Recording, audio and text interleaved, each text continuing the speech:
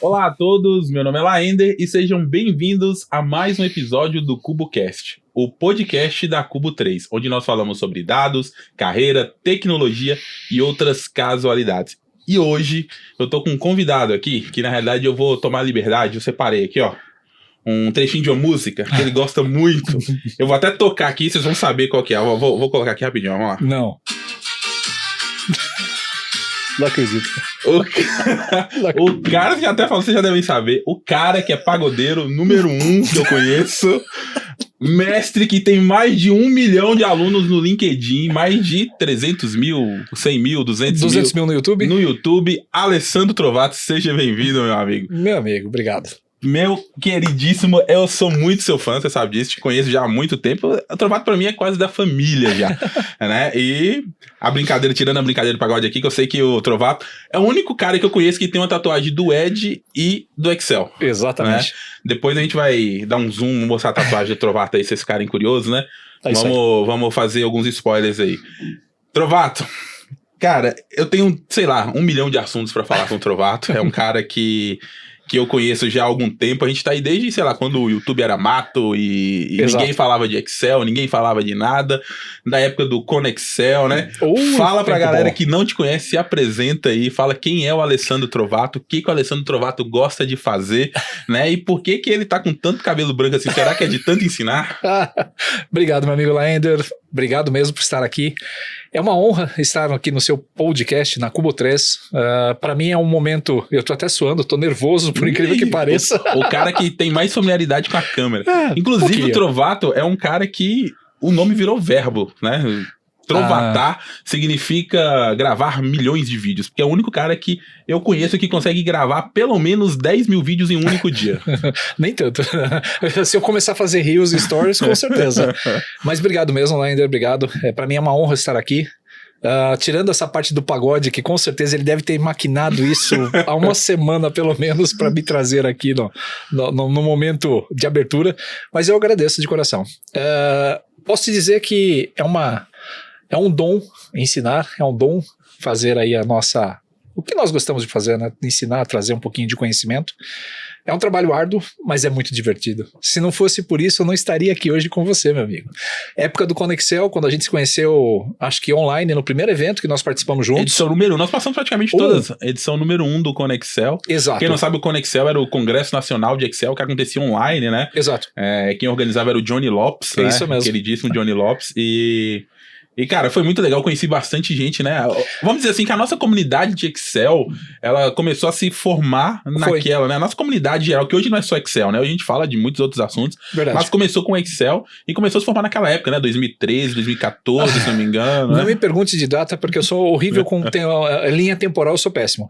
Mas o Conexel foi o primeiro evento de Excel organizado no Brasil, que conseguiu trazer realmente todo mundo que era expoente na época. E dei sorte de ser convidado aí para expor aí, palestrar com vocês. Eu também, eu lembro que a gente conheceu muita gente que às vezes era até desconhecido do público. Foi. Né, mas pessoas que tinham a mesma paixão, né? A gente falava de Excel. Com certeza. Né, todo mundo falava, tinha um grupinho ali, né? Dos amigos. A sua comunidade, né? Era pequena. A comunidade. Eu lembro que na época devia ter uns 10 mil, né? Peraí, na época você já era o guru do Excel. Na época eu já consumia seu conteúdo, então, meu amigo. Eu falo que a gente começou isso, Trovato, quando tudo realmente era mato, né? Era mato, exato. Quando não tinha ninguém falando de Excel praticamente, nós fomos os primeiros ali, né? A gente diz, tem canais de YouTube hoje muito maiores do que os canais que a gente tem. Nossa, nem Mas fala. é que ali diz o desmatamento fomos nós, né? Então isso pelo menos a gente pode se orgulhar aí que nós começamos. Mas o que eu vejo, né? E essa caminhada, e aí é um assunto importante pra gente começar, muita gente daquela época não vingou no digital, né? Verdade. Eu percebo que tem algumas pessoas que gravaram palestras, que eram ali também já algumas pessoas que tinham expoentes, né? Estavam começando, e que hoje elas não aparecem mais, né? Talvez elas tiveram sucesso em outras áreas que a gente não tem também. Exato. Essa informação hoje. Mas por que você considera o Trovato hoje é um cara que grava vídeos do YouTube há mais de 10 anos? Tem mais de mil vídeos publicados no YouTube, né? Exato. Tem assunto de tudo, né? O que você tem assunto lá? SQL, Excel. Office Script, Word. Né? Tem Google Sheet. Google Sheet. O cara tem assunto de Python. tudo que você pensar. Python. Tem Outlook. Windows. Aula para concurso. Aula para concurso, tem exatamente. Até canal. LibreOffice. Eu tenho um conjunto de aulas sobre LibreOffice. Cara, é traidor mesmo, né? Não. Olha, mas uma coisa é certa. Se você domina o Excel, você domina qualquer ferramenta. Seja Todos de Google os outros, Sheets, LibreOffice. É tudo igual. Tudo igual. O Excel é melhor. É sempre. É claro, não é por isso que eu tenho a tatuagem, né? Isso já viu, né? Bom, depois essa tatuagem vai ficar aí. Nem que a gente posta uma foto no final, a gente vai mostrar a tatuagem do Trovato, né? Quem tiver ouvindo a gente pelo Spotify vai ter que entrar depois lá no YouTube pra poder ver. Procurem lá. Né? Mas o que você considera que foi o fator essencial, né? Pra ter essa consistência, né? Porque isso é um trabalho consistente mesmo, de mais de 10 anos, publicando vídeo, falando de assuntos tão diversos, né? O Trovato é um dos caras mais versáteis que eu conheço. Qual que foi o ponto-chave que fez o Trovato conseguir alcançar 1000 vídeos no YouTube, mais de 200 mil seguidores ali, né? E não tô falando de um assunto, tô falando de o Trovato é praticamente, né, fala de qualquer assunto. Quase todos os assuntos, né? Vamos lá. No YouTube eu comecei com um vídeo de Excel. O meu primeiro vídeo era sobre o PROC-V. Eu falei, já que eu vou estrear, que seja com uma função que todo mundo tinha dificuldade. E eu comecei... Até hoje, né? Até hoje. E eu comecei o canal justamente para tirar dúvida de alguns amigos. Aí o vídeo teve 20 visualizações, fiquei feliz. Teve 200 visualizações, eu fiquei feliz. E comecei a acompanhar as estatísticas. Eu gravei sem compromisso nenhum. E aí, depois de, acho que umas 2 ou 3 semanas, eu vi que a audiência foi boa. O que eu fiz? Gravei o segundo vídeo da função C. Gravei o terceiro vídeo da função C. E aí comecei a produzir e vi que tive retorno. Um bom retorno. Resolvi, então, criar uma periodicidade de publicação, né, meu amigo? E aí comecei. O segredo. Existe uma palavra que define o seu trabalho, define o meu trabalho, que eu acho que é persistência. Nós criamos uma rotina e nós persistimos nessa rotina. Sem persistência, nós não vamos para frente. A gente abandona o projeto, qualquer projeto. Seja um idioma, seja aprender informática, criar um canal, criar uma empresa, não adianta. Se você não tiver uma persistência e uma rotina, não adianta. Naufraga. E o que eu coloquei na cabeça foi que eu persistiria nisso até terminar as minhas energias. Falar, o dia que acabar minha energia, eu não quero mais saber, não vou publicar mais nada. Mas isso foi passando. Mas eu vou te falar um negócio, agora você vai me contar. Porque eu já ouvi o Trovato falar, sério, pelo menos umas 100 vezes, que assim, quando eu fizesse 1000 vídeos no YouTube, eu ia parar de gravar. É verdade. 1000 vídeos era meu limite. Era. E já tá em quantos? 1000 e quantos? 1150. Ou seja, você já gravou 150 vídeos depois do 1000º. Um pouquinho mais. O que te dá essa força toda de continuar gravando, mesmo tendo prometido, não é uma promessa, né, mas sei lá, tendo verbalizado que depois do 1000, isso ele fala desde quando tinha, sei lá, 300 vídeos, né, chegou em 1000, eu vou parar. Verdade, você sabe que é um vício. Depois que você cria a persistência vira um hábito que vira um vício. E tudo pra gente vira conteúdo. Então eu tô conversando com você aqui agora, daqui a pouquinho a gente vai começar a ter insights. Puta, eu podia falar nisso numa aula. E você começa a anotar, você começa a guardar. Tanto que eu tenho aula do OneNote que serve para isso também. Então qualquer insight que eu tenho, se eu não tô com computador, é papel. Ponho no bolso e eu sei que isso vai virar um conteúdo. E sempre produzindo coisa nova. Então qualquer conversa, qualquer insight vira aula e eu falo assim, eu não posso desperdiçar esse conteúdo, eu não posso deixar ele fechado num grupo pequeno. Tanto que entra naquela outra lenda, né? Eu não tenho grupos de WhatsApp, eu não tenho grupos fechados. Por quê? Porque eu acho que o conhecimento não pode ficar preso a pequenos silos. O YouTube, para mim, é uma forma de expor, de extravasar. Exatamente, de atingir mais pessoas, deixar a informação por mais tempo publicada, só que com o tempo a gente aprende algumas coisas, né? O fato de estar no YouTube não é sinônimo de que todo mundo vá lá para aprender ou vai lá para pesquisar ou porque quer aprender. O fato de nós colocarmos o conhecimento lá é torná-lo disponível para que em algum momento alguém que vá precisar dele acesse. Então nós com certeza não estamos atrás de like, eu não estava atrás de like quando eu comecei o canal, não estou até hoje atrás de like porque pessoas que falam que YouTube enriquece... Mas eu fiquei sabendo que você já ganhou pelo menos uns 10 milhões no YouTube aí, não? Não, com certeza não. Eu já ganhei de visualizações. 10 milhões de visualizações. Exato. Não, era isso que eu tava falando. 20 milhões de visualizações. Eu tô chegando, acho que em 20 milhões de visualizações já. Então é muita coisa. Imagina, 20 milhões de pessoas, Que ou pelo acessaram. menos de vezes que alguém assistiu um vídeo do Trovato, que ouviu a Exato. sua voz, que viu você, que viu algo que você fez. Linder, tem uma coisa que assim, é impressionante, que se eu parar para pensar nos números, eu fico encantado. Mas a gente tem um problema muito sério. O ego não pode ficar sabendo disso. Então você afasta o seu ego, você mantém a sua persistência e você continua criando.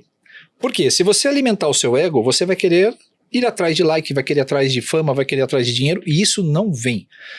O que vem é um reconhecimento técnico, o que vem é a chance de poder estar participando de programas aqui como o seu, a chance de termos amizade. Pô, a gente frequenta a casa um do outro, que coisa melhor que isso. Eu acho que isso é a melhor coisa do mundo. Eu falo que se tem uma coisa que a comunidade Excel me deu, foram alguns amigos verdadeiros, Exato. né? E o Trovato eu tenho de verdade, do fundo do meu coração, é um cara que eu fico feliz de ir na casa dele, de ele ir na minha casa, da gente poder almoçar, bater papo, né? A gente tá Com batendo certeza. papo. A diferença nossa hoje é que a gente tá batendo papo diferente às câmeras aqui, né? Exatamente. E sem script. Pra Sem- quem não sabe, não tem nenhum script Isso, aqui nessa porque conversa. a gente tem assunto pra falar a todo momento, né? A noite inteira, se deixar. Com certeza. Boa, Trovato, você tava falando dos números, né? Do deslumbramento, do vislumbre, do ego e tudo mais. Sim. Não sei se você tem esses números na ponta da língua, mas, por exemplo, um número que eu gosto muito de ver no YouTube é a quantidade de horas ou dias assistidos, né, de vídeo. Você sabe esse número? Rapaz, a última vez, ó, não tem esses números, né, não tenho mesmo, eu sei que é muita coisa. Eu sei que em total de horas gravadas eu tenho mais de 400 horas de vídeos. Se você assistir um vídeo por dia, nos próximos 3 anos, você vai, todo dia assistindo um, não repete nenhum vídeo. Então você tem 3 anos de conteúdo mais que de você 1000 pode assistir. vídeos. Mais de 1000 vídeos, são 3 anos aí que você pode assistir à vontade. A retenção dos meus vídeos é baixa. Mas isso tem uma explicação, porque geralmente quem chega no meu canal, e aí entra uma pergunta que você fez agora há pouco, não está procurando um conhecimento completo do básico ao avançado. A pessoa está Perfeito. procurando uma necessidade pontual. Uhum. Ele então pula para um determinado trecho do vídeo, fazendo com que a minha retenção seja baixa do público, só que em contrapartida eu tenho muitas visualizações, porque o pessoal quer algum ponto, vai lá e encontra.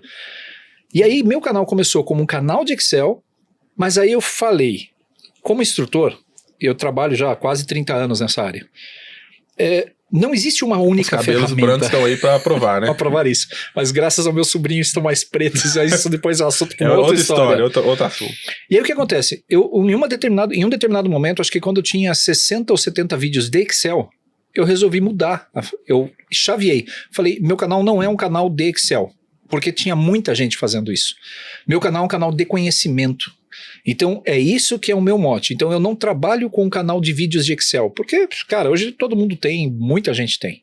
Eu tenho 560 vídeos de Excel, então, ou seja, dos primeiros hoje eu tenho 560 Metade dos vídeos. vídeos do seu canal é Excel. É Excel, só que chegou um momento que eu falei, poxa, por que não compartilhar outros assuntos? Aí veio a parte do Windows, do sistema operacional para quem não tinha conhecimento nenhum. Veio outros vídeos de Office, de Word. Cara, eu sou apaixonado pelo Word, eu sou apaixonado pelo Outlook. Mala direta, você gosta de fazer? Eu amo uma mala direta, eu amo fazer tabela no Word.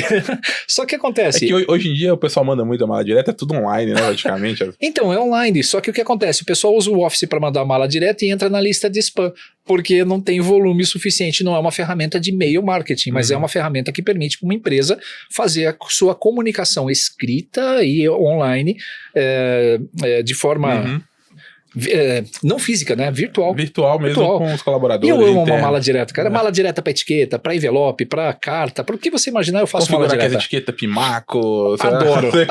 Eu adoro de paixão. Você vê que eu, apesar de meu mundo ser Excel, eu também conheço esse software tudo. É que a gente Fantástico. começou numa época que a gente não se dava ao luxo de se especializar apenas em uma ferramenta. Eu comecei a dar aula de informática com 12 anos. De verdade. Eu lembro que... Hoje isso às vezes eu penso, eu fico até mal às vezes, né? Mas não é no sentido ruim. Porque eu lembro que eu chegava na sala para dar aula e tinha um monte de pessoas pra assistir a aula e todas eram mais velhas do que eu. Eu era sempre o mais novo, eu tinha 12 anos, era muito difícil ter uma pessoa mais nova ali. E aí a gente vai crescendo. E aí eu comecei a reparar que há uns 2, 3 anos atrás eu fui dar uma aula, né, de Power BI presencial.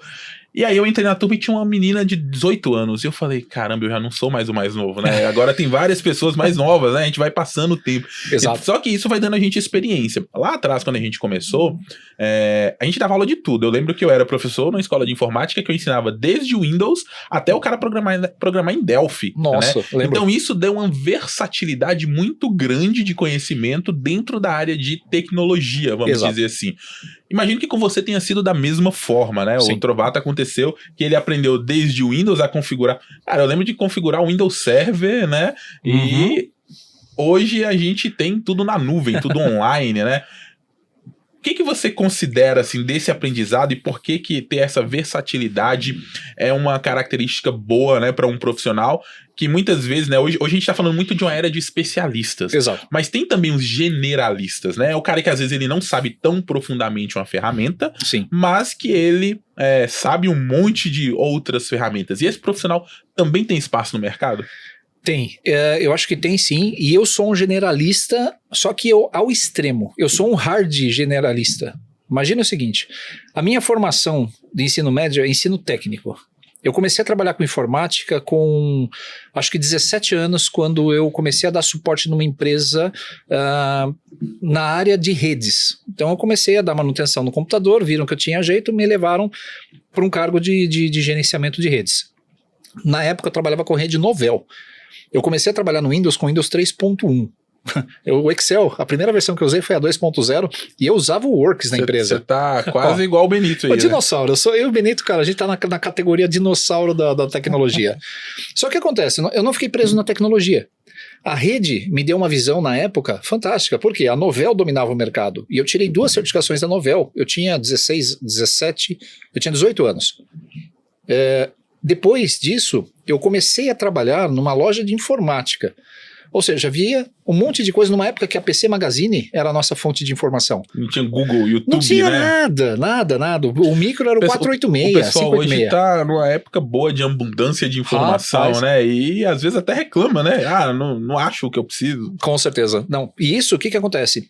Teve uma época da minha vida que eu saí da área de tecnologia. Eu fiquei 10 anos trabalhando na área administrativa de uma empresa. Não mexi com nada de tecnologia. E aí, Você o que fazia acontece? o que exatamente lá? Eu auxiliava na gestão de uma escola particular próxima aqui da minha casa, aqui em São Paulo. Já morava em São Paulo, já era casado, tinha 22 anos, vim trabalhar num colégio. Por 10 anos esqueci de tecnologia, esqueci. Até que em um determinado momento eu resolvi dar aula. Eu falei, eu tô com saudade de sala de aula. Dei aula para um pessoal do processamento de dados, olha só, PD, antigo processamento de dados. Você sabe que o nome do curso que eu fiz de informática era curso técnico de processamento de dados. A gente fala que é processamento de dados, hoje a gente fala dados, mas processamento de dados antes era tudo, né? Era qualquer tudo. Bit ou byte era dado, né? Bastava colocar qualquer programa, qualquer coisa no tema, era processamento de dados. E eu dei aula nisso, a parte administrativa foi juntando, cara, e aí foi... A formação foi em administração, graduação, minha pós-graduação foi em engenharia de software. Cara, isso me deu uma visão tão ampla de muitos assuntos e muitos temas e muitos aplicativos. E para cada empresa tinha uma demanda específica, então eu me adaptava à necessidade da empresa. Ou seja, fui criando um leque de conhecimento muito vasto.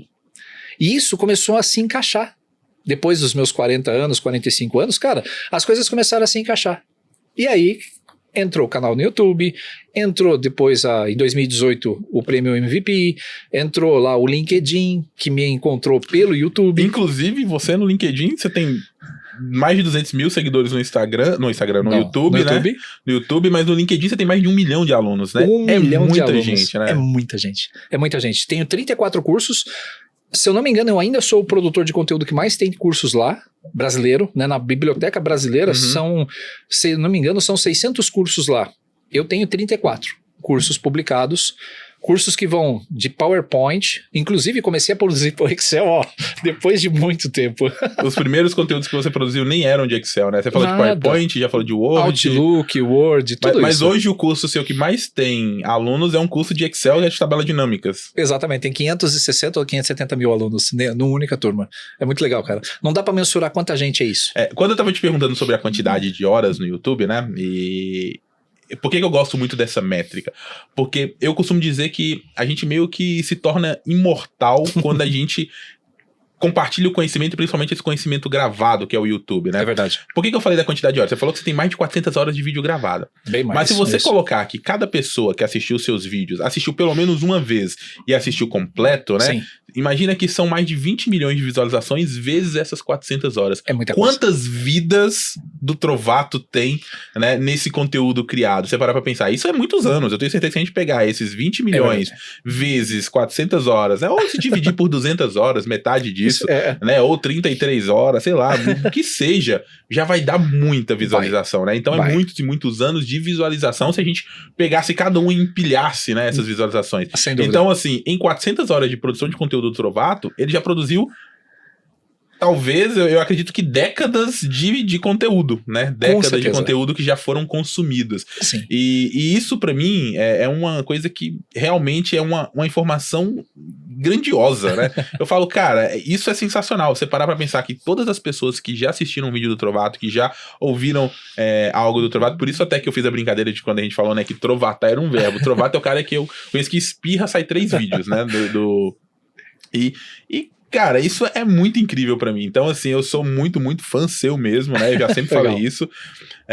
E fico ainda mais impressionado como que o Trovato, né? Já aí com sua experiência, né? Seus cabelos brancos, ainda continua tendo energia pra produzir conteúdo pro YouTube. Rapaz, e dá trabalho, porque você mais do que ninguém sabe. Não é só 15 minutos de aula. Tem o tempo que você leva para produzir aquele conteúdo, testar, deixar ele redondinho para a hora da gravação. O material em si leva tempo. Com certeza. Uma aula de SQL que você vai fazer uma query lá de, sei lá, vai criar uma tabela, vai fazer qualquer uma procedure. Você vai gastar pelo menos 2 horas para produzir um conteúdo. Aí você grava em 15 minutos, codificando. Aí você tem o triplo do tempo para compilar a aula.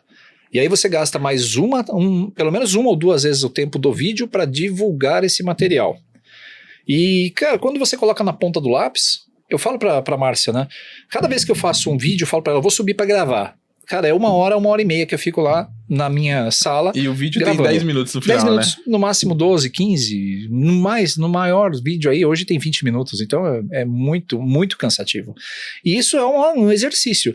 E se não fosse o apoio da patroa, você sabe que nada disso seria possível, né? Ah, com certeza. É importante a gente ter também, né, essas pessoas, e inclusive os próprios alunos dão muita força, né? A gente sabe que tem, quando a gente vê ali um conteúdo, e principalmente quando a gente se abre a colocar conteúdo na internet, a dar as caras, né? Sim. Que não é pra todo mundo, assim, que não tem... a coragem, eu vou chamar de coragem mesmo, porque às vezes é necessário coragem, né? De colocar as caras ali e ouvir as críticas, né? E ouvir as reclamações e ouvir os elogios, porque também eles vêm. Sim. Mas junto com os elogios vem muita gente que reclama, vem muita gente que fala ali, sabe? Tipo, eu, por exemplo, quando comecei, tinha muita gente que falava, nossa, fala muito rápido, né? Fala mais devagar, né? Aí, assim, tinha todas essas coisas. Claro que a gente vai melhorando com o tempo, né? Evolui. Como que você, hoje, Trovato, lidar com essas críticas, essas dúvidas, principalmente de pessoas que reclamam muito por reclamar e às vezes não é nem pra te dar uma crítica construtiva, pra ajudar você a melhorar, é mais pra reclamar mesmo, né? Como você consegue lidar com isso hoje? Bom, vamos lá. Todo mundo tem a síndrome do impostor. Eu também tenho. Eu nunca me acho bom o suficiente pra poder gravar nada. Se eu ficasse nessa de, eu não vou produzir porque eu tenho receio, porque vão me criticar, porque vão falar alguma coisa, nós nunca teríamos feito o primeiro vídeo. Nunca teríamos feito nada nessa área. E eu fiz. E houveram haters. Há haters. E ainda existirão haters pros vídeos. É incrível como tem gente que entra no vídeo e escreve, perdi meu tempo. Fala muito. Perdeu tempo pra comentar, né? Perdeu o tempo dele de comentar. O meu não, o meu vídeo tá lá. Eu tenho eu não consigo gravar vídeos que não tenham uma amarração de conteúdo que tenha um princípio, um meio e um fim. Se você vai falar de um determinado assunto, eu não posso chegar a fazer um vídeo de 15 segundos e falar, para você fazer, duplicar aqui, você vai clicar 2 vezes na alça de preenchimento do Excel. Vamos falar de Excel. Uhum. Eu me recuso a fazer isso. Por quê? Porque tem todo um contexto por trás. Não existe só aquela forma de fazer isso. Existem 3 formas diferentes de copiar e colar. Então eu explico as 3 formas e nos meus vídeos eu coloco ainda, olha, e se você fizer isso vai dar erro. Eu mostro o erro. E para corrigir o erro você vai fazer dessa forma. Hoje, todo mundo é imediatista. Então ninguém tem a paciência de assistir para ver o ciclo se fechar. Então o que acontece? O cara vai lá e comenta. Eu nunca destratei ninguém, nunca bloqueei ninguém do canal, tá? Por quê? Primeiro, a pessoa ela não entendeu o contexto do vídeo. Ela tá lá perdida. Eu explico da forma mais educada possível que a pessoa não perdeu o tempo dela, e aí eu explico, eu rebato a dúvida. Eu nunca tive um hater rebatendo um comentário.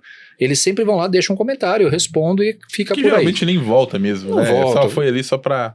Com certeza, mas eu não ligo pra isso não, cara. Já me preparei psicologicamente. O que me irrita é a pessoa me mandar uma mensagem assim: poxa, olha, adorei o seu vídeo, mas em que ponto do vídeo tá a informação tal? O título do vídeo é aquilo que o cara perguntou. O vídeo é sobre o tema que a pessoa perguntou. Ele não tem a paciência de assistir o vídeo de 15 minutos. Ele pergunta em que ponto do vídeo que tá a informação. Aí também ninguém merece, né? Mas eu também não distrato ninguém.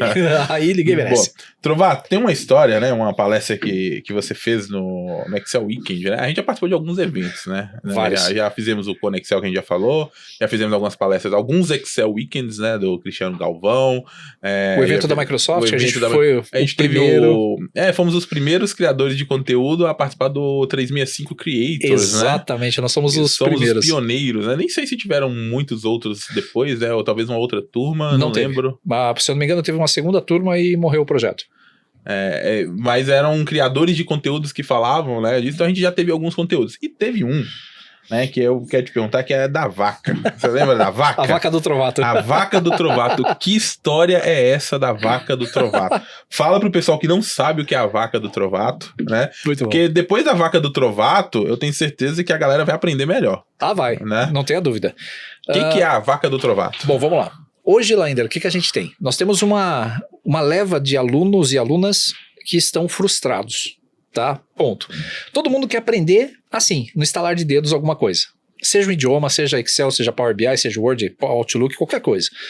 Só que, para ver o aprendizado, você tem que ter uma técnica de estudo. Você tem que, primeiro, vivenciar que você precisa, a vaca, o V da vaca, você precisa vivenciar uma necessidade. O V, então, é de vivenciar. Vivenciar. Faz tempo que eu falei de vaca, hein, cara? Nossa, você desenterrou isso aí faz tempo, 2010. Vamos ver se ele vai 2013. Lembrar agora. Quando você precisa aprender algo novo, você descobre que você tem uma necessidade e você descobre que você não tem você não tem a capacidade, você não tem o conhecimento necessário para resolver aquele problema. Então você tem lá o V de vivenciar, aí você tem, se eu não me engano, o A de agir. Agir.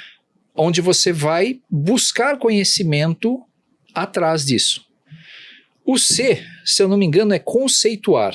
Você vai agir buscando o conhecimento, e o C, você vai conceituar. Você vai buscar informações para poder resolver o seu problema. Por fim, você vai agir. O vaca, o final, se eu não me engano, é o A. Não é o agir. Cara, eu não lembro realmente essas 4 letras, faz muito tempo. Mas a última letra, é ação. É justamente você ir para ação e resolver o problema com aquilo que você fez. É um ciclo, né? Eu lembro que eu coloquei até o X do Excel, a letra V, A, C, A, formando as pontas do X. Então, primeiro você vivencia que você tem uma necessidade, você descobre que você tem alguma coisa faltando, você corre atrás, aprende e aplica. É isso. Aplica o conhecimento. Só que todo mundo pula essa etapa. Não vai se preparar estudando. Ele só quer aplicar no final das contas. Só quer aplicar. Então vá, né? Vá. E aí gera frustração. Então tá todo mundo frustrado por falta de quê? De criar esse ciclo de estudo atrás de uma rotina que capacite. A pessoa tem que descobrir que ela tem uma necessidade específica, estuda e age. Então é a vaca do Trovato, a famosa vaca do Trovato. A vaca do Trovato. É engraçado porque essa história ela ficou marcada. Eu não lembrava exatamente também, né? Igual você falou, tem muito tempo, de todas as siglas, o que era o V, o A, o C e o A. Mas eu lembro que era justamente o processo de que as pessoas acabam sendo imediatistas, né? Exato. Querem pegar um problema e já resolver sem entender, conceituar, né? E passar por todo esse processo intermediário, né? Sem dúvida. E isso ficou muito na minha cabeça porque... Primeiro, que a palestra foi muito engraçada, né? Eu lembro da palestra, foi muito boa. Eu coloquei uma vaca louca, né? Uma vaca louca lá. Eu acho que na época eu tava até falando coisa de vaca louca, né? Tava. Mas é isso, porque são aprendizados como esse, né? Quando a gente tem esse impulso imediatista, acaba que a gente pula etapas e Sim. acaba ficando de novo, né, com aquelas lacunas, com conhecimento, né? Por exemplo, frustração. o caso que você citou agora da pessoa que chega e comenta que parte do vídeo que tá, né? Exato. O cara não quer nem vivenciar, assistir o processo ali pra colocar, e isso é algo muito intrigante, né? Assim. Voltando ainda ao assunto de Excel, que foi onde a gente começou, né? E aí tem muitos. Eu costumo dizer que o Excel foi talvez a ferramenta que abriu todas as portas para mim, né? Então, todas as grandes conquistas que eu tive na minha carreira foi graças vou colocar assim, muito disso foi graças ao Excel. Não vou colocar tudo na conta do Excel, porque tem muitas outras coisas que acontecem, né? E que a gente precisa ter também de apoio, mas que foi graças ao Excel, né? Sim. E algumas dessas experiências a gente viveu juntos, né? Então, por exemplo, teve as palestras e tudo, mas a gente teve a oportunidade de gravar lá no LinkedIn, que a gente falou, né? O Trovato talvez é o cara que mais viajou pra Áustria, pro LinkedIn pra gravar, né? Olha pra você ver como que foi, né, uma experiência de você começar a gravar um vídeo lá no YouTube, falando em 2012, que saiu o início, né? Falando o negócio e te levou pro LinkedIn, te levou pra Áustria, né? O que essa experiência trouxe para você, assim, de conhecer um outro continente, de conhecer um outro país, né? De vivenciar algumas experiências graças a uma ferramenta que é o Excel. E eu nem tô falando, por exemplo, que foi o dinheiro que o Excel trouxe, né? Mas a oportunidade em si, porque obviamente com o dinheiro do trabalho você poderia pagar para ir para lá, mas foi uma oportunidade que apareceu de você né? Exato. Graças a trabalhar lá e ter essa experiência também. Como que surgiu isso? E se você ainda tá animado para ter mais uns 2 milhões de alunos lá no LinkedIn? Bom, vamos lá. É engraçado que assim, na minha vida toda, eu nunca viajei pro exterior. Em um determinado momento eu combinei com a Márcia que nós tiraríamos o nosso passaporte para fazer uma viagem, nem que seja para Argentina, ter um carimbinho no passaporte para dizer que a gente viajou para fora do país. E num determinado momento, o canal já estava, não tinha... Deixa eu ver, em 2018 eu acho que ele não tinha os 100 mil inscritos ainda, eu tinha acho que 70 mil inscritos, o canal era o meu ponto de visibilidade principal, tá? Eu recebi uma ligação, tava no trabalho, eu recebi uma ligação, a pessoa se identificou como sendo do LinkedIn, a Tereza. Aí ela se identificou e falou, Trovato, tal, eu achei seus vídeos no YouTube, nós estamos com um projeto de levar o LinkedIn Learning para o Brasil, estamos procurando alguns produtores de conteúdo e você... Por um acaso, vi seus vídeos aqui. Queria saber se você tem interesse em gravar. Falei, cara, tenho interesse sim, claro, né, pro LinkedIn. O que você quer que eu ensine a fazer? Quer que eu ensine a fazer coxinha? Eu ensino a fazer coxinha. Eu tenho especialidade em fazer macarrão. Aí generalista mesmo, né? Generalista. Qualquer coisa que eles me oferecessem, eu falei, eu vou. Aí ela falou, não, eu tenho aqui uns cursos de Word, de PowerPoint, só não tenho Excel para te dar para gravar, tudo bem? Falei, não tem problema, não se preocupe que eu gosto também dessas outras ferramentas, né? Aí a Tereza falou, tá bom, então vamos começar a combinar. Você tem passaporte? Eu falei, tenho, mas por que, Tereza? Me passa o endereço, eu vou conhecer os estúdios de vocês, né? Aqui a gente se programa certinho para eu gravar, só posso gravar à noite e o final de semana, porque eu trabalho em horário comercial. Ela falou, não, o estúdio não fica em São Paulo, o estúdio fica na Áustria. Eu falei, o quê? Como assim? Ela falou, não, o estúdio fica aqui na Áustria, a gente vai te trazer para gravar aqui nos nossos estúdios. Na Áustria, eles gravam o alemão, todas as línguas, menos o inglês. E ela falou, não, que a gente tem um estúdio e a gente quer te trazer aqui para gravar. Tudo pago, viagem paga, hotel pago por eles. Então foi uma oportunidade, meu amigo, que eu não podia perder. A hora que ela falou Áustria, eu congelei, eu parei e falei, como assim? Aí combinamos que eu tiraria as minhas férias na empresa, a empresa que eu trabalhava me apoiava nesse caso. Tirei as férias para ir trabalhar. A primeira viagem lá eu fiquei 29 dias na Áustria gravando. E aí eu te conto os perrengues da gravação em breve, que a gente vai falar de produção. Vai falar de produção daqui a pouco, que era outro assunto que eu quero falar, mas vamos lá. 4 vezes eu fui para lá, a última foi agora no final do ano passado, dezembro. Consegui ir na época de Natal para grátis na Europa, no inverno, ver nevando, vendo. Eu já tomei neve na Careca lá e eu vou te falar, viu? Melhor sensação do mundo. Então, a última vez que eu fui para lá foi pela 4ª vez para gravar esses últimos. Gravei 8 cursos. Eles me deram 6. Não, eles me deram 4 cursos. Eu pedi 2 extras para gravar.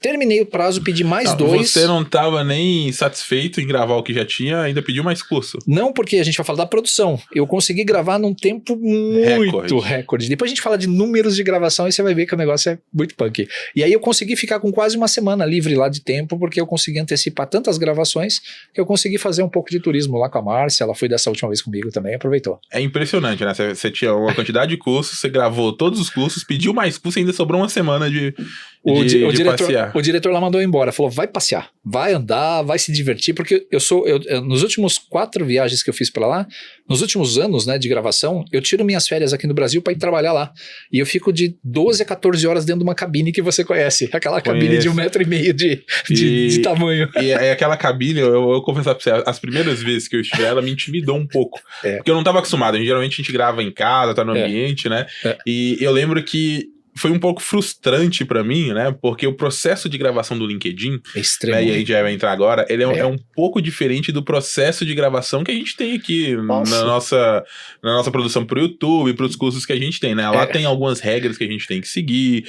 né? Exato. Tem o tal do repeat, né? De quando você erra, dos erros de gravação. E eu fiquei um pouco frustrado porque eu não consegui me adaptar muito bem no início. E eu lembro que as primeiras semanas, os primeiros dias foram terríveis, porque eu não consegui entregar o que eu tinha que entregar, né? Só que a gente vai acostumando, vai aprendendo, vai pegando o jeito, né? Como que foi? Fala um pouquinho desse processo de gravação, é bom que você vai falar, porque ó, eu tô falando que eu, né, que já tô acostumado também, não consegui entregar na velocidade que eu queria, porque eu me senti um pouco intimidado e frustrado com um processo que é diferente. Parece que o Trovato já se deu melhor com esse processo, né? Como que foi isso e como que é a produção do Trovato? Como é que funciona a cabeça do Trovato para gravar conteúdo aí? Bom, vamos lá. Primeira coisa, a primeira vez que eu viajei para lá, eu fiquei os 29 dias lá no LinkedIn, eu fui produzir 6 cursos de média de 4 a 6 horas. Eram cursos extensos, então era muitas horas de produção. E lá no LinkedIn, por incrível que pareça, você fica de 12 a 14 horas dentro de uma cabine, você sabe disso, para gerar 1 hora de vídeo no máximo útil ou 1h30 no máximo de vídeo útil no dia inteiro. Por quê? Quando a gente tá falando de vídeo útil, a gente tá falando depois do vídeo editado, né? Então depois que você edita todo o vídeo, tira os cortes, né? Exato. Deixa ele final, aí é aquilo. Então a gente leva... E era mais ou menos isso mesmo. Eu lembro que era um dia inteiro. Eu não lembro quanto tempo que eu gravava, mas sei lá, 8, 10 horas, 12 horas. Isso. E no final das contas tinha 1 hora e meia de conteúdo final. Foi. A primeira vez que eu fui pra lá, fui gravar um curso de PowerPoint. Eu falei, eu vou pegar o primeiro curso de PowerPoint, que assim eu desenferrujo, né? Tava tenso, imprimi todos os meus scripts, beleza. Fui fazer a minha primeira gravação. Rapaz, travei. No primeiro dia, se eu conseguir gerar 2 vídeos, foi muito. 2 vídeos. Não deu 10 minutos de aula. E eu fiquei o dia inteiro na cabine. E você vai começando a ficar tenso, você começa a ficar nervoso, e a palavra não sai, você começa a engasgar. Fica nervoso mesmo? Segundo dia, soltou terceiro alguns palavrão lá? Nossa. Eu soltei uns também, viu? Ainda bem que a cabine é lacrada, fechada e ninguém ouve, Eu né? ia tomar café, eu tomei tanto café nos 4 primeiros dias da primeira vez. No 4º dia, faltavam 25 para terminar e eu tinha quase tudo para fazer, me bateu o desespero. Falei pra Márcia, Márcia, eu vou me enfurnar no quarto do hotel porque não tá dando certo. Do jeito que eu tô vendo esses scripts aqui não dá. Aí eu readaptei os meus scripts, né? Porque primeiro trabalho a gente fica tenso, né? Fala assim, não, tem que ser exatamente como eles estão esperando. E você fica tenso demais. Depois de adaptar todos os scripts no hotel, no dia seguinte eu fui gravar. E fluiu melhor. Claro, tem muitos erros. Acho que na primeira vez que eu fui pra lá eu gravei 850 vídeos, se eu não me engano. Finais úteis. Mas eu gravei acho que mais de 1.600 vídeos. Foram descartados muito mais que o dobro. Olha isso, a gente tá falando de um cara que tem mais de 1.000 vídeos no YouTube e tem mais de 1.000 vídeos no LinkedIn, né? Poxa, bem mais. Só essa última vez que eu fui lá, eu gravei 450 vídeos em 7 dias. Então, na segunda vez já foi mais fácil, porque eu já tinha um molde do script criado e eu lembrava do processo de criação. Na terceira vez e nessa quarta vez, eu gravei esses 450 vídeos, eu errei 7, para você ter uma ideia. Os vídeos foram praticamente gravados, os cursos foram gravados sem edição. Então o que acontece? Primeiro, eu já estava muito mais relaxado. Segundo, o processo de criação, eu leio os scripts 1 dia, 2 dias antes, então eu tenho em mente tudo aquilo que eu vou fazer, eu preparei o material, então eu sei mentalmente o que eu vou falar. Porque você sabe, a gente está dando um curso, a gente está falando aqui, verbalizando alguma coisa, só que a cabeça da gente já está na sequência das ações das próximas 3 ou 4 ações. Só que lá tem uma coisa, você também não pode esquecer o que você falou nas últimas 3 ou 4 palavras. Por quê? Porque na hora do erro, você tem que falar exatamente a mesma frase, na mesma entoação, e nem o mouse pode mexer. Ou seja, você vira um robô de gravação. Então, essa pra mim foi a maior dificuldade que eu tive no início de adaptar, porque eu trabalho e funciono melhor num fluxo orgânico, né? Então a gente tá aqui conversando, estamos batendo um papo, e se errar a gente volta e tudo mais, a gente pode fazer corte e tudo mais, né? Só que o nível do LinkedIn era algo que assim... tinha um erro, o ponteiro do mouse tinha que ficar no mesmo local que estava, porque quando você retomasse a gravação, o ponteiro do mouse tinha que estar ali para facilitar a edição e muitos outros processos, para não ter aquela quebra. Então, quando a gente assiste o vídeo no LinkedIn, né, quando você assiste, parece que é um vídeo perfeito, né? Parece que é um vídeo que flui perfeitamente, que teve ali todo o processo, que o professor não errou, nada disso.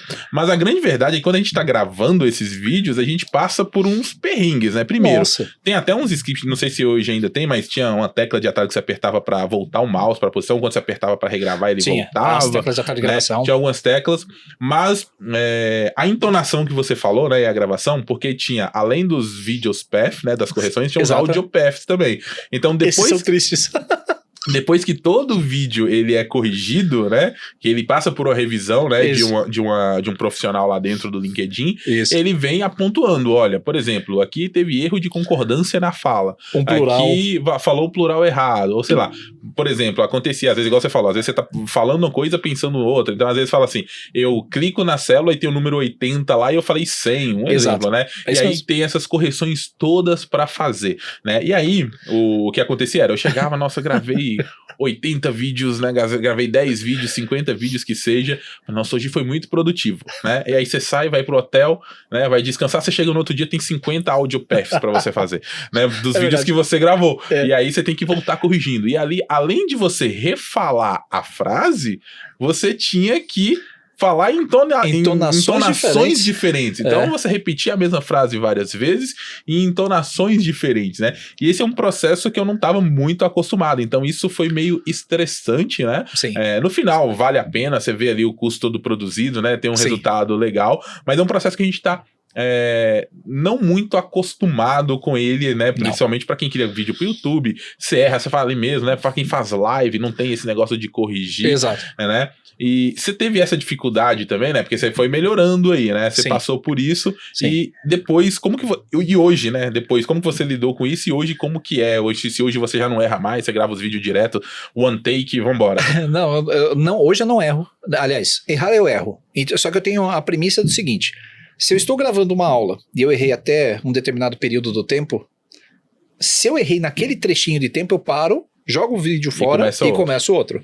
Se eu passei daquele tempo, aí eu já ligo o meu modo 2, que é, se eu falar, eu uso o repeat, que é para poder fazer a marcação do erro. Esse repeat é quando a gente erra, você fala repeat e repete para identificar que você cometeu um erro e vai repetir a ação que você fez e aí na edição de onde você errou. Na edição o pessoal corrige. É isso mesmo. E aí o que acontece? Determinado número de vezes que eu erro, se eu também erro 3 ou 4 vezes, eu jogo o vídeo fora e começo. Então, por exemplo, na primeira vez que eu fui para lá, eu acho que estava dando quase 4:1. Para aproveitar um vídeo, eu gravava 4.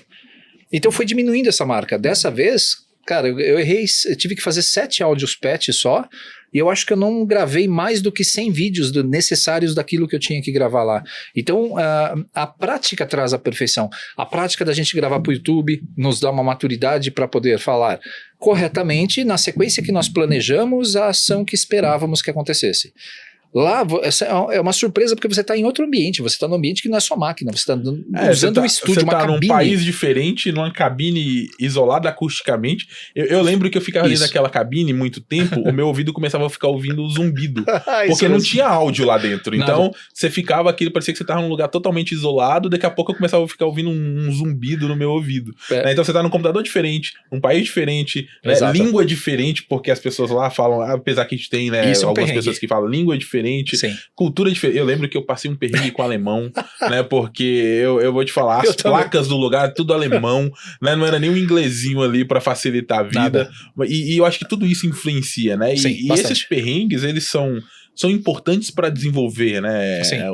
A gente como um profissional, né? Então eu brinco que quem vê os vídeos lá editados e tal, não imagina todo o processo que tem por trás, né? E isso eu acho que vale pra tudo, né, Trovato? Então se a gente parar pra pensar, o processo de forja de um profissional, ele passa por todos esses perrengues, por todas essas dificuldades, por todos esses aprendizados. A experiência é quem faz o profissional no final. Exato. A experiência conta muito, né, Lander? E ela vai sendo maturada com os erros. Então, com o esforço, você vai se aperfeiçoando. Aí entra a persistência que a gente falou no começo.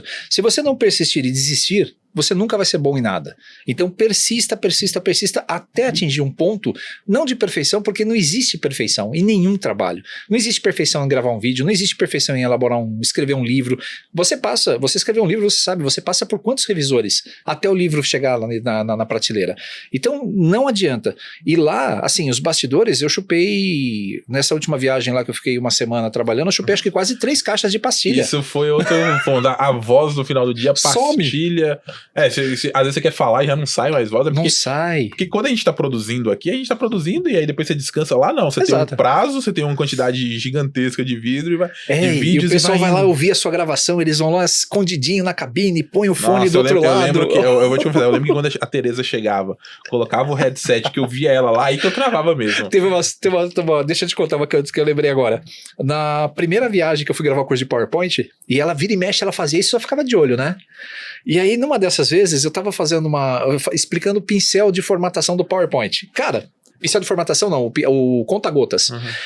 Aí eu tava gravando a aula, né, falando aquele tom legal pra Tereza que tava ouvindo lá, e eu falei assim, olha, agora vocês vão clicar aqui nessa cor que é roxa. Eu falei, quem sabe o raio do nome dessa fonte, como é que dessa cor, né? Isso não é roxo, isso não sei lá que cor que é essa. E eu parei a gravação, eu escutei ela tirou o fone, entrou na cabine e falou, por que você não continua a gravação? Eu falei, eu falei uma cor que não é a cor. Você sabe todas as tonalidades de roxo. Roxo azul, roxo verde, roxo claro, roxo escuro. Eu falei, pra mim isso é roxo. E isso eu não sabia. Aí ela deu tanta risada, você devia ter deixado. Eu costumo dizer que homem enxerga em 8 bits, né? Com certeza. É ali pouquíssimas cores. Eu só conheço 8 tonalidades de cores. Depois todas as outras variações, pra mim é tudo igual. Eu combinando preto e branco já me atrapalho todo. Imagine com um monte de cor lá. Fala, não, foi engraçado. Ela falou, não, você podia ter deixado, né? Dá um tom de animado. Eu falei, mas na edição não fica. Eles cortam.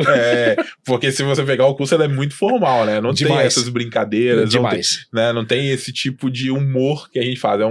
É uma plataforma profissional, né? E aí isso me leva a um outro ponto, né? Como que a imagem que ela vai passar depende muito do tipo de conteúdo e pra onde você vai produzir. Exato. Né? Então, por exemplo, a gente tá produzindo vídeos profissionais pra uma plataforma profissional que é o LinkedIn. Ele tem que passar um tom diferente, ele tem que passar um tom de mais profissionalismo e tudo mais. Você tá produzindo um vídeo, né, pro YouTube, ele vai ter o tom. A gente tá batendo papo aqui, a gente vai, né? Descontraído. Vamos falar aqui descontraído, não tem. Então, a plataforma também influencia. Sim. É fácil fazer essa adaptação de um tipo de humor, né, de um tipo de como, né, igual hoje eu comecei o vídeo aqui tocando pagode, né, como que pra você é fazer essa adaptação de conteúdo, né, já que a gente produz conteúdo hoje pra multiplataformas, né? Verdade. Bom, você sabe que tem uma chavinha interna que muda, né? Você com certeza tem essa chavinha também. Quando eu vou explicar algo, dá a impressão que alguma coisa muda no meu cérebro e eu consigo cadenciar a explicação, não na linguagem coloquial, né? A gente fala de qualquer jeito, mas a hora que liga para ensinar alguma coisa, muda. É difícil dizer isso. Um dia eu vou escrever um livro sobre isso. Mas eu chamo de chaveamento.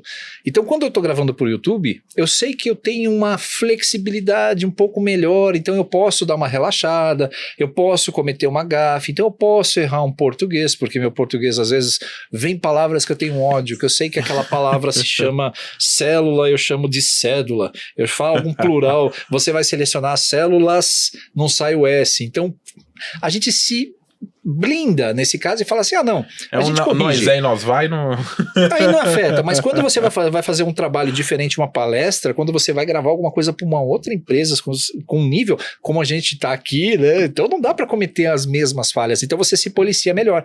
E quando você se policia, você fala mais devagar, você pensa mais, você consome mais recursos do teu cérebro porque você está tentando cadenciar alguma coisa que não pode ter falhas, né? Então, e aí, putz, eu consigo chavear, eu consigo. E para você tem muita diferença, né? A gente já falou aqui de palestras presenciais, de eventos online, de vídeos. Sim. Tem algo que o Trovato prefere mais? Eu gosto mesmo de estar no evento presencial, das caras, palestrar. Não, eu quero mesmo ficar atrás das câmeras, quero aqui. Não, eu quero agora aposentar ir pra roça, né? Pra andar a cavalo. O que o Trovato prefere mais hoje? Rapaz, eu prefiro vídeo, eu prefiro os cursos EAD. Eu prefiro EAD. Primeiro, eu gosto de palestra. Adoro dar palestra, adoro participar de palestras. A palestra permite você ter contato com pessoas. E é muito divertido você poder olhar para o rosto das pessoas e saber se elas estão gostando ou não gostando. Você sabe que é o amor e ódio, né? Você pisou no palco, você falou alguma coisa errada, o pessoal já reage na hora. Então você sabe que você ou passou de um limite ou precisa contornar. Então você acaba se tornando um profissional flexível. No EAD não. No EAD a gente consegue ter tempo para trabalhar o conteúdo da forma correta. A gente consegue abordar o assunto de N ângulos diferentes e o resultado final é um aprendizado. Porque a gente vai falar o seguinte, você assiste 200 vídeos de stories, de reels, quantos você guarda?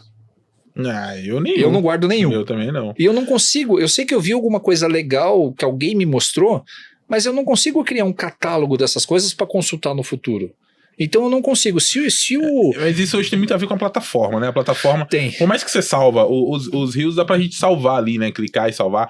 Mas tem gente que só salva nem a indexação é zero. Não é muito fácil. A plataforma não permite muito isso. Exato. Né? A notificação, a entrega também é totalmente diferente. Os stories somem depois de 24 horas, né? Mas a juventude, vamos dizer assim, de hoje. O público de hoje consome esse tipo de conteúdo. Sim. Né? Então, igual você falou, hoje eles querem o imediatismo, Sim. pegar conteúdos ali de 1 minuto, de 15 segundos, né? Exato. Não, quando eu fui pro Instagram, eu lembro que os reels eram... os stories eram 15 segundos. Mano, eu sofria.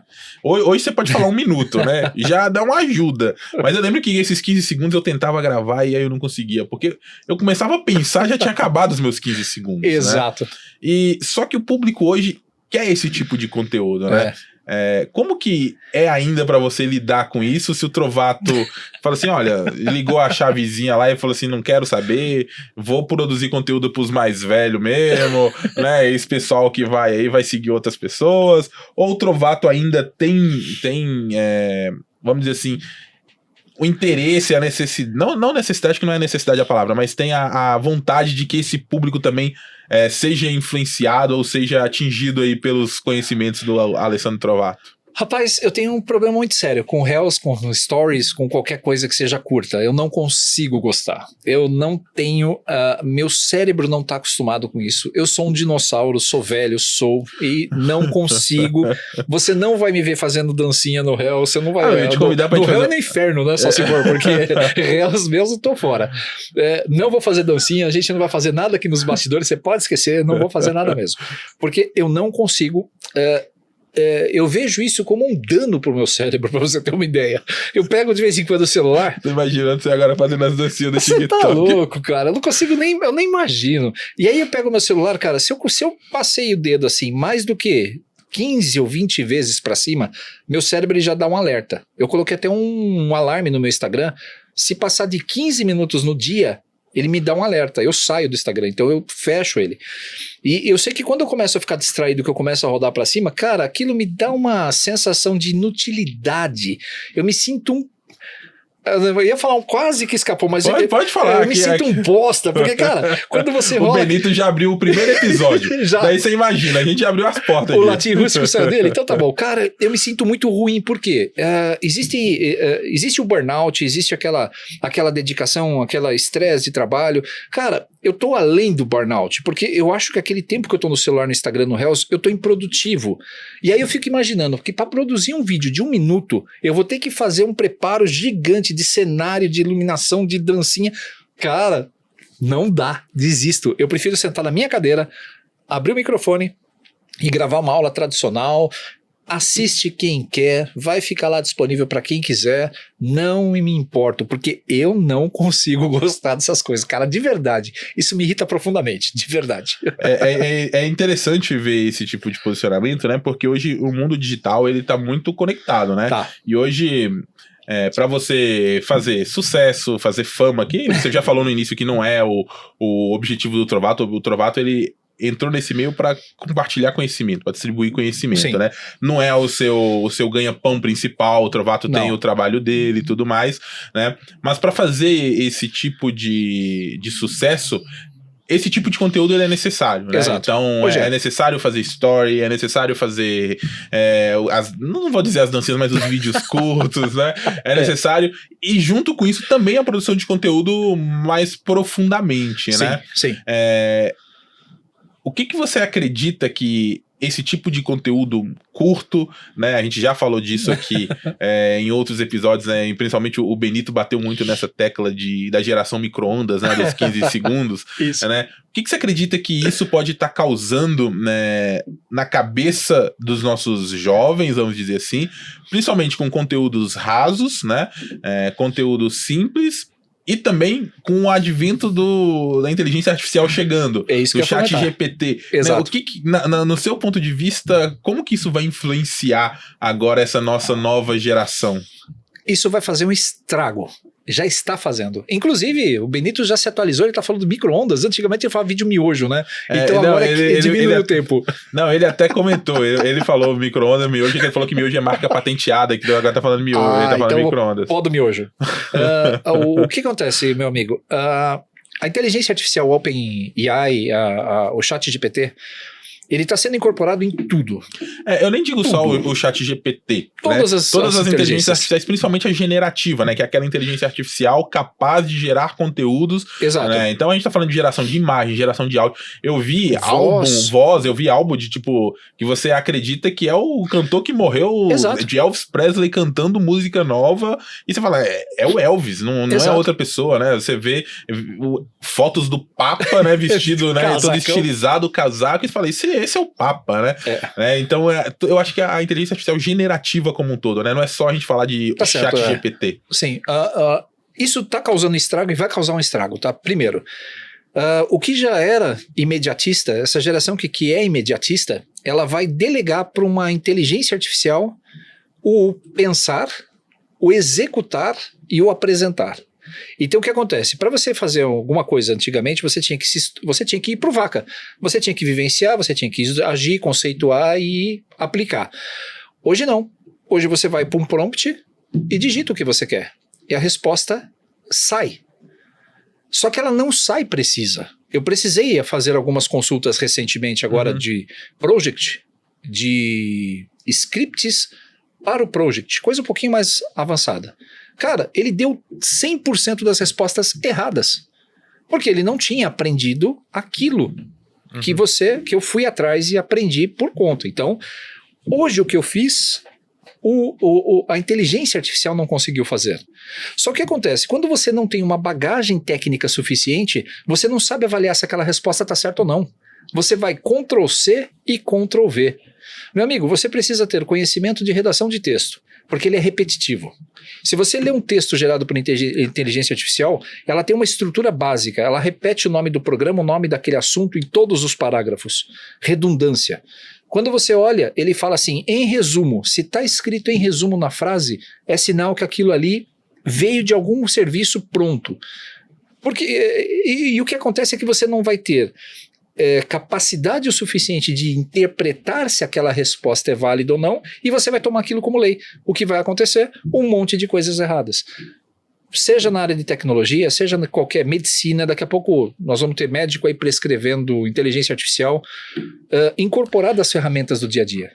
Teve um caso recente, né, acho que nos Estados Unidos, de um advogado que preencheu uma petição, não sei se você viu isso, ele preencheu uma petição e aí tinha várias referências de processos que nem existiam, né, que o chat GPT ele colocou lá, né? Ali, né, isso a gente chama de caso de alucinação, existem as alucinações, né, da inteligência artificial, mas olhando por um outro ponto de vista, né, que a gente está aqui agora para debater, né, a inteligência artificial, ela até há pouco tempo atrás ela era capaz de fazer muitas coisas, mas gerar não era a inteligência artificial generativa é algo muito recente, se a gente for falar assim, né? E ela vem sendo treinada. Se a gente comparar, por exemplo, a diferença do ChatGPT 3.5 pro ChatGPT 4, foram praticamente 10 vezes, se não me engano, ou 100 vezes, foram 100 vezes a melhoria, né? Se a gente parar pra pensar, então, numa versão, sei lá, 5, 6 do ChatGPT, essas ferramentas elas vão ficar ainda mais poderosas, porque a gente tem um volume de informação, de treinamento,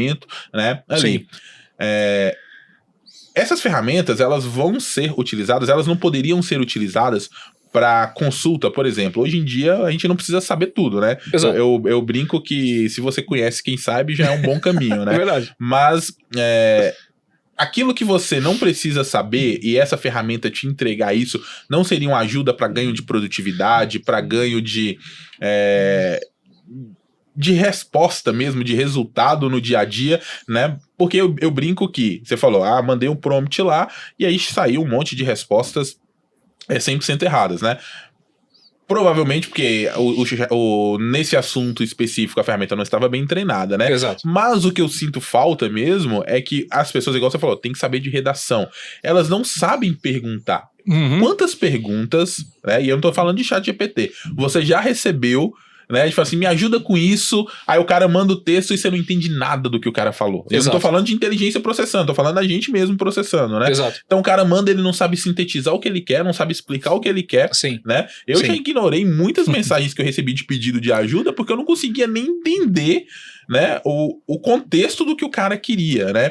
E aí, obviamente, isso na inteligência artificial também vai ter essa dificuldade, né? Então, o conhecimento, desde que se a gente treinar as pessoas minimamente para cada processo, não teria um ganho, não seria muito mais, ao invés de fazer um estrago, como você falou, não seria um ganho vantajoso no final das contas? Me diz uma coisa, quem vai balancear isso? O próprio usuário. Então, em algumas coisas, a educação, Lander, ela está precisando de uma reciclagem de base, tá? Por quê? Antigamente era decoreba. Eu aprendi na base do decoreba. Aprendi. Tabuada. Eu repetia 200 vezes a tabuada até aprender. É a mesma coisa com geografia, com história. Só que são conhecimentos que você não precisa forçar, como você bem disse. Por que eu vou ler um livro de 500 páginas para descobrir as características do cerrado brasileiro se isso está pronto numa consulta? Como apoio, é uma ótima ferramenta. Eu sou meio radical. Amo ou odeio.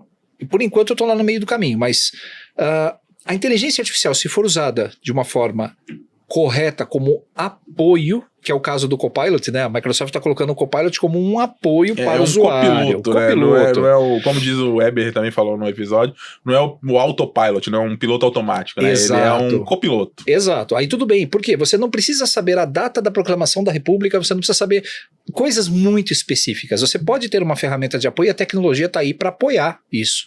Perfeito. Mas quando entra o poder de decisão, um carro autômato, um carro sem motorista, ele vai atropelar um cachorro ou ele vai jogar o carro na calçada e atropelar as pessoas? Quem diz qual é a melhor variável? É muito radical isso. O prompt da inteligência artificial, ela é boa até certo ponto, como apoio. Mas quando você delega tudo para ela fazer, você vai desligar as funções principais do seu cérebro, que é raciocinar, ter um poder de decisão e análise próprio e saber diferenciar o que é certo e o que é errado. Porque você vai considerar aquilo como sendo o que é correto, aquilo que é o correto. E não na verdade não é. E aí tudo vai virar como é que eu vou dizer? Tudo vai ser decidido por uma inteligência artificial que não vai saber avaliar. Ela faz comparações de palavras, ela pontua palavras só. Né? Ela gera decisões com base em estatística. E aí quando a gente começa a entender como funciona, né, é exatamente isso. Não é nem a palavra, né? A próxima letra que vai aparecer no chat generativo, no caso do chat GPT, é baseado em um cálculo estatístico, né? Exato. Que é um algoritmo e que vai te dizer qual é a próxima letra que vai formar aquela palavra no contexto e tudo mais, né? Não precisa ir longe. Você já tentou escrever um e-mail no Google, no Gmail? Quando você escreve lá, Lander, vírgula, ele já completa. Bom dia, boa tarde, boa noite. Aí você começa a escrever o texto, ele já sugere as próximas fases e ele está acertando. Então você tem o autocompletar que está te ajudando já nisso. Só que até que ponto? Hoje, se você chegar lá no prompt e falar assim, olha, preciso de um contrato que eu vou fazer a locação do meu carro para o Laender por uma semana. Ele gera o contrato pronto. Só que não tem validade, porque vai ter brechas ali. Vai precisar de um advogado, né, para validar aquilo, fazer algumas correções, porque é necessário entender o que vem por trás, né? Exato. Então ele é como a gente falou, um suporte, né, um apoio. Sim. Né? Então quando você vai gerar um conteúdo, se você não tiver conhecimento de causa, né, do seu ponto de vista, acaba que o ChatGPT, se você tiver um conhecimento de causa, ele é uma ótima ferramenta. Se não tiver, ele acaba sendo muito danoso, entendi. Deixa eu te dar outro exemplo de ontem. Fiz uma pesquisa rápida. Peguei um texto meu, um contrato meu, copiei o texto do contrato, colei no prompt e falei, resuma para mim o texto, que eu vou colar abaixo. Colei o texto. Ele sintetizou em 5 linhas o contrato todo. Ele acertou 100%. Ele extraiu as informações de valor, de prazo, de obrigações precisamente. Então eu achei isso fabuloso. Então o que acontece? Eu não vou ler o contrato, peraí, eu copio, colo, ponho na ferramenta. Mas e se não tiver alguma coisa clara no meio da redação? Você sabe que tem as cláusulas, né, as pegadinhas jurídicas no meio do caminho. Uhum. E aí, ele não consegue avaliar, porque ele pegou o cerne, o conteúdo do meu contrato e resumiu, né? O conceito. Só que, cara, tem muita coisa que ele deixou passar. E é o que eu falo, muita gente vai levar isso ao pé da letra e vai virar regra, vai virar conteúdo final. Vamos ter problemas no futuro. Eu acho que vamos ter muito problema. Boa. Bom, tem muita coisa que a gente poderia continuar falando. Se a gente deixasse aqui esse episódio nosso, dá pra durar umas 10 horas, né? Dá pra falar de assunto. E já passou, né? Não, a gente tem licença aqui, né? Mas, Trovato, primeiro eu quero mais uma vez agradecer você por estar aqui, por bater esse papo. Você sabe que a casa aqui é sua, você pode voltar quando você quiser.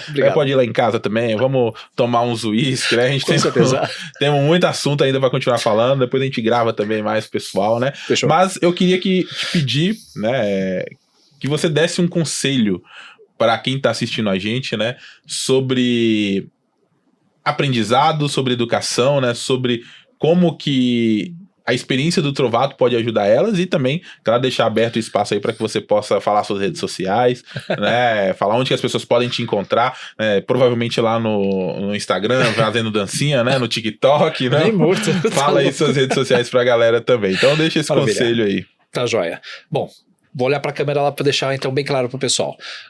Primeira coisa que você precisa fazer é estudar. Não desista dos seus sonhos, vá atrás dos seus sonhos, persista. Não existe uma receita mágica, né, meu amigo, para sucesso. Não existe uma receita mágica para o Laender estar aqui hoje. Não existe uma receita mágica para o Trovato, para você ser um futuro Trovato. Aliás, Trovato não é ninguém, mas persista. Estude, não pule etapas da sua vida, não pule etapas do seu estudo. Uma coisa que eu aprendi, Laender, nesses meus 50 anos é que estudar é uma constante da vida de qualquer pessoa. Estudar e trabalhar. Descansar é bom? É ótimo, né, meu amigo? Mas entre você descansar e você se capacitar para garantir um futuro melhor, estude. Estude TI, estude tecnologia, estude o que você quiser, mas estude, se prepare, se capacite. O mundo atualiza muito rápido, né? A gente passa por ciclos de atualização muito rápidos. E a única coisa que faz com que você passe tranquilamente, sem qualquer tipo de dificuldade por esses processos, é o estudo. Então, estude e estude muito e persista. O segredo, meu amigo, é a persistência e disso... Persista sem desistir. Sem desistir. É aquela filosofia Van Damme, né? Desistir nunca, render-se jamais, um filme da minha época lá. Então, pessoal, não desistam dos seus sonhos e vão atrás. Fama é bom? Não sei, eu não sou famoso. Não busco a fama, não busco o reconhecimento, busco levar conhecimento para aqueles que precisam de conhecimento. Então a pessoa fala assim, Alessandro, você dá certificado no seu curso de YouTube? Não dou. Lá é conhecimento, você vai adquirir o conhecimento de graça. Tem os meus cursos vendendo? Claro. Vendo meus cursos também, porque alguém precisa pagar as contas, né, meu amigo? Importante. O nosso uísque, a nossa vida, a gente tem que sustentar de alguma forma. Então, não pensem em fama, não pensem em sucesso, pensem apenas em se preparar para o futuro. Evoluam. Acho que essa é a dica final. Boa. Só um complemento, né? Eu costumo dizer que o sucesso, a fama, o dinheiro é só resultado, é consequência, né, de todo o trabalho quando ele é bem feito, né? Então, Plantando se colhe. Plantando se colhe. Então, se você persistir, né, continuar estudando, o sucesso, a fama, o dinheiro, o que tiver que vir, vai vir, né? Vai vir. É isso aí. E as redes sociais, onde que a gente encontra o Trovato? É só procurar Alessandro Trovato, Facebook, Instagram, não fazendo dancinha, com certeza não. No LinkedIn, então se você tem uma assinatura lá premium ou tem acesso ao LinkedIn, me procure nas redes sociais também como Alessandro Trovato. E nos eventos presenciais com esse meu amigo querido aqui, o Laender. Perfeito. Obrigado, meu amigo, pela oportunidade de ouro de estar aqui falando contigo. Eu que agradeço a presença de estar aqui, né? Como eu falei, a gente tem muito assunto para falar ainda, vamos marcar outras oportunidades aqui também. Com certeza. Além disso, eu vou deixar na descrição do vídeo aqui todas as redes sociais onde você encontra o Trovato, tá bom? Se você estiver assistindo esse vídeo pelo YouTube, né, não esquece do seu like, já clica aí, deixa o seu gostei. Se estiver ouvindo a gente pelo Spotify, avalie o nosso episódio aí com 5 estrelas também para ajudar com que o nosso conteúdo chegue a mais pessoas, né? A comunidade aí entenda e conheça mais esse projeto, né? A gente vai trazer pessoas cada vez mais interessantes aqui, né? Assuntos como esse, como o Trovato, vai ser aqui um dos nossos pilares. A gente vai falar de muita coisa aqui ainda. Um grande abraço e a gente se encontra no nosso próximo episódio. Valeu e tchau, tchau.